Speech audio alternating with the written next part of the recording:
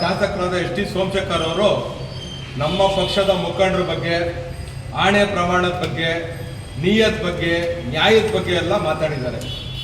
ನಿನ್ನೆ ಅವ್ರು ಹೇಳಿದಂಥ ವಿಷಯ, ನಮ್ಮ ಸಂಸದರು ಕೇಂದ್ರ ಸಚಿವರಾದ ಶೋಭಾ ಅವ್ರ ಮೇಲೆ ಆಣೆ ಪ್ರಮಾಣ ಮಾಡಬೇಕು, ಅವರೇ ಇದಕ್ಕೆಲ್ಲ ಕಾರಣ ಅಡ್ಡ ಮತದಾನಕ್ಕೆ ಅಂತ. ಯಾರು ಮಾತಾಡ್ತಾವ್ರೆ ಅಂದರೆ, ನಮ್ಮ ಪಕ್ಷದಿಂದ ಗೆದ್ದಿ, ನಮ್ಮ ಚಿಹ್ನೆಯಿಂದ ಗೆದ್ದಿ, ಅಲ್ಲೋಗಿ ಕಾಂಗ್ರೆಸ್ ಅವ್ರ ಜೊತೆ ಕೂತ್ಕೊಂಡು, ಕಾಂಗ್ರೆಸ್ ಅವ್ರ ಜೊತೆ ಮಾತಾಡಿಕೊಂಡು, ಕಳೆದ ಬಾರಿ ರಾಜ್ಯಸಭಾ ಚುನಾವಣೆಯಲ್ಲಿ ಅಡ್ಡ ಮತದಾನ ಮಾಡಿದವರು, ಪಕ್ಷಕ್ಕೆ ದ್ರೋಹ ಬಗ್ದವರು, ಪಕ್ಷನೂ ಒಂದೇ ತಾಯಿನೂ ಒಂದೇ ಅಂತ ಹೇಳೋವಂಥವ್ರು, ತಾಯಿಗೂ ದ್ರೋಹ ಬಗ್ದವರು. ಈ ಬಾರಿ ಅವ್ರು ಕೇಳಿಲ್ವಂತೆ. ಯಾಕೆ ಕೇಳಬೇಕು? ಅವ್ರು ಗೆದ್ದಿರೋದು BJP ಸಿಂಬಲ್ ಇಂದ. ತಾಕತ್ತಿದ್ರೆ, ಮನ್ಸು ಮಾಡಿದ್ರೆ ಇದೆಲ್ಲ ಮಾತಾಡ್ತಾರೆ. ಇವತ್ತವರೆಗೂ ಒಂದೇ ಒಂದು ಅಭಿವೃದ್ಧಿ ಕೆಲಸ ಅವ್ರ ಕಾಲದಲ್ಲಿ ಮಾಡಿದ್ದಾರೆ ಅಂತ ತೋರಿಸ್ತಾರೆ. ಯಶವಂತಪುರದಲ್ಲಿ ಎಲ್ಲ ಕೆಲಸವನ್ನು, ಎಲ್ಲ ಕೆರೆಗಳಿಂದ ಹಿಡ್ಕೊಂಡು ರಸ್ತೆಗಳನ್ನ ಸನ್ಮಾನ್ಯ ಇವರು ಕುಮಾರಿ ಶೋಭಾ ಮೇಡಮ್ ಅವರು MLA ಆಗಿದ್ದಾಗ, ಆ ಕ್ಷೇತ್ರದ MLA ಆಗಿ ಮಂತ್ರಿ ಆಗಿದ್ದಾಗ ಮಾಡಿರೋದು ಬಿಟ್ರೆ ಒಂದೇ ಒಂದು ಹೊಸ ಕೆಲಸ, ಒಂದೇ ಒಂದು ಹೊಸ ಅಭಿವೃದ್ಧಿ ತೋರ್ಸಕ್ ಅವ್ರ ಕೈಯಲ್ಲಿ ಆಗಲ್ಲ. ಅವ್ರಿಗೆ ನಾನೇನು ಕೇಳ್ತಾ ಇದ್ದೀನಿ ಅಂದ್ರೆ, ತಾಕತ್ತಿದ್ರೆ ನೀವು ದಯವಿಟ್ಟು ಮೊದಲು BJPಯಿಂದ ಗೆದ್ದಿದ್ದೀರಾ, ನೀವು ರಿಸೈನ್ ಮಾಡಿ ಕಾಂಗ್ರೆಸ್ಸಿಂದ ಟಿಕೆಟ್ ತಗೊಂಡು ನಿಂತಿ ಆಮೇಲೆ ನೀವು ಮಾತಾಡಿ ನಮ್ಮ ಪಕ್ಷದ ಬಗ್ಗೆ ಅಂತ. ಯಾಕಂದ್ರೆ 10 ಸಲ ಗೆದ್ರು ಅವ್ರು ಕಾಂಗ್ರೆಸ್ ಅಲ್ಲಿ ಮಂತ್ರಿ ಆಗ್ತಾ ಇರಲಿಲ್ಲ.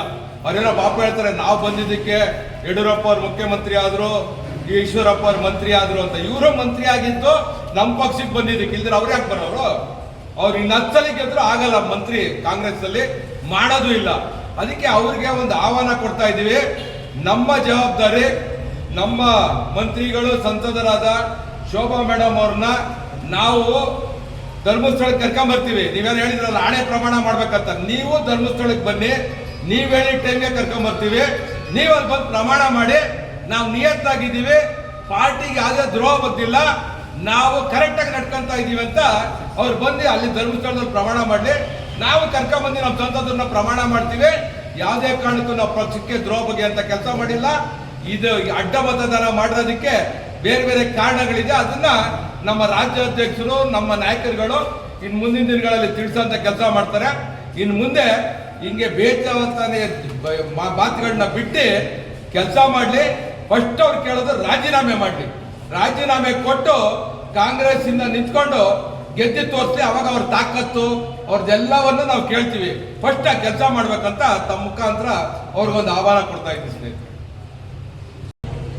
ಸರ್, ನೇರವಾಗಿ ರಾಜ್ಯಸಭಾ ಚುನಾವಣೆಯಲ್ಲಿ ಕಾಂಗ್ರೆಸ್ ಓಟ್ ಹಾಕೋದು.